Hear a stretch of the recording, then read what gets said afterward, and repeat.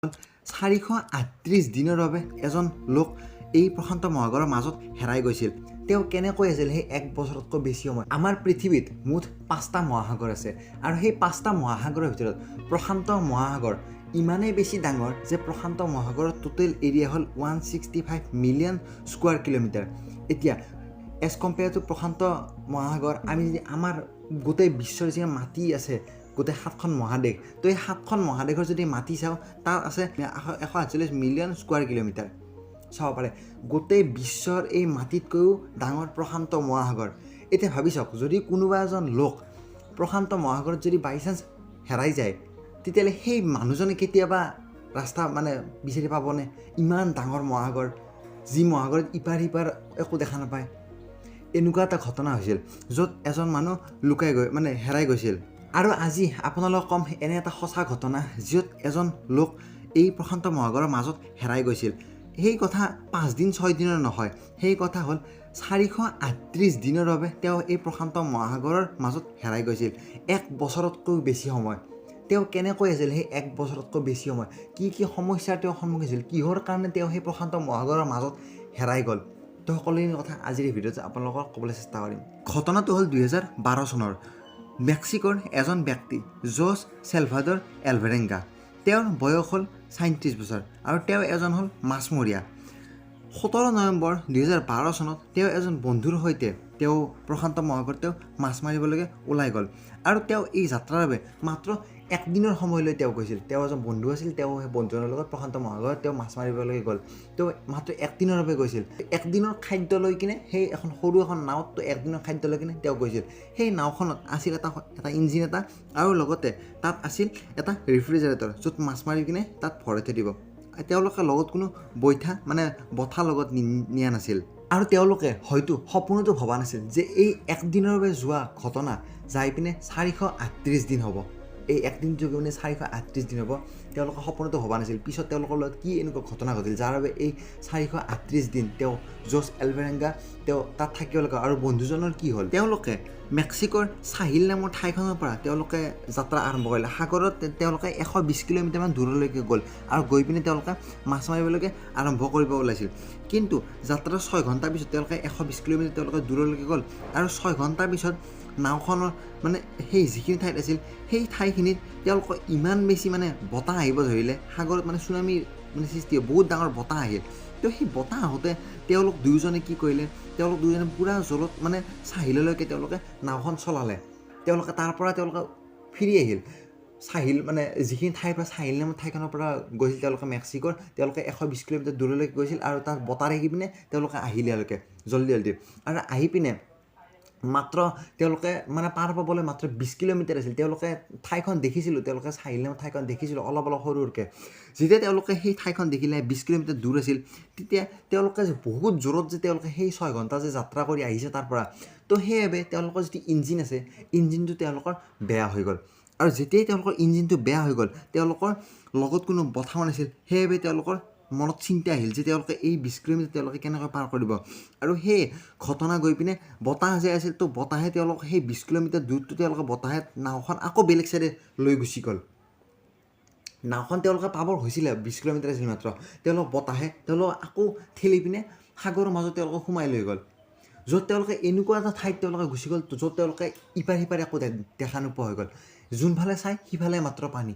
তেওঁলোকে সেই নোপোৱা গ'ল। লগত তেওঁলোকৰ না কম্পাছ আছিল যে কোনটো ফালে কোনটো দিশ হয়, একো নাছিল তেওঁলোকৰ লগত। তেওঁলোকৰ লগত আছিল এটা মাত্ৰ ৰেডিঅ' য'ত তেওঁলোকে ছিগনেল পেলাই তেওঁলোকে কথা পাতিব পাৰে, কিন্তু তাৰো বেটাৰী শেষ হৈ থাকিল।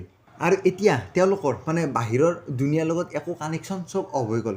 চব বাহিৰলৈ একো কানেকশ্যন নাই। মাত্ৰ 2জন ব্যক্তি সেই মাত্ৰ 7 মিটাৰৰ এখন নাও, সৰু বোট এখন, তাত তেওঁলোকে সাগৰৰ মাজত 2জন। আৰু এনেকৈ তেওঁলোকে মাত্ৰ 5 দিনমানৰ ভিতৰতে 450 কিলোমিটাৰ দূৰলৈকে তেওঁলোকে বতাহে তেওঁলোকে ঠেলি লৈ গুচি গ'ল।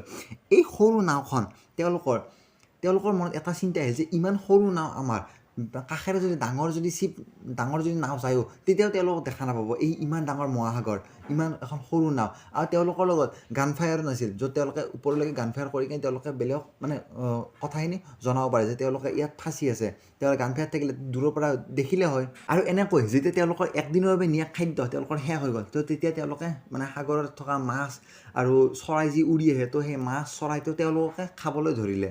আৰু তেওঁলোকে পানীৰ বাবে, তেওঁলোকেতো সাগৰৰ পানীটো খাব নোৱাৰে, সাগৰৰ পানীটো নিমখীয়া, সেই পানী খালে মানুহ মৰি যাব। তেওঁলোকে কি কৰিছিল, মানে সাগৰত যি বৰষুণ আহিছিল, তো বৰষুণৰ পানী তেওঁলোকে খাইছিল।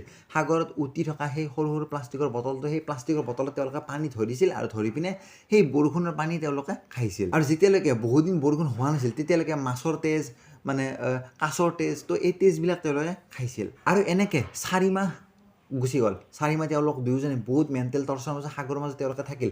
আৰু 4 মাহ যোৱাৰ পিছত জছ এলভেৰেংগাৰ যিজন বন্ধুজন আছিল, লগৰজন, তো বন্ধুজনে বহুত বেছি মাইণ্ডত কষ্ট পালে। চ' ইমান বেছি সহ্য কৰিব নোৱাৰি তেওঁ কি কৰিলে, তেওঁ সাগৰত জঁপিয়াই দিলে। তেওঁ ভাবিলে যে মই আত্মহত্যা কৰি মই ইমান আৰু কষ্ট সহ্য কৰিব নোৱাৰোঁ। বন্ধুজনে পানীত জঁপিয়াৰ পিছত জছ এলভেৰেংগাৰ আৰু মাইণ্ডত মানে চিন্তা আহিল যে এজনটো লগ আছিল না কথা পাতিবাক লাগি, এতিয়া কথা পাতিবলৈ বন্ধুজনো পানীত জঁপিয়াই দিলে। মানে এতিয়া তেওঁ অকলশৰীয়া, সেই ইমান ডাঙৰ সাগৰৰ মাজত তেওঁ অকলশৰীয়া। তেওঁ না কথা পাতিবলৈ কোনোবা আছে, না কোনোবা কিবা তেওঁ মনৰ কথা শ্বেয়াৰ কৰিব পাৰিব, একো নোৱাৰে। তেওঁ কেৱল অকলশৰীয়া এতিয়া সাগৰৰ মাজত।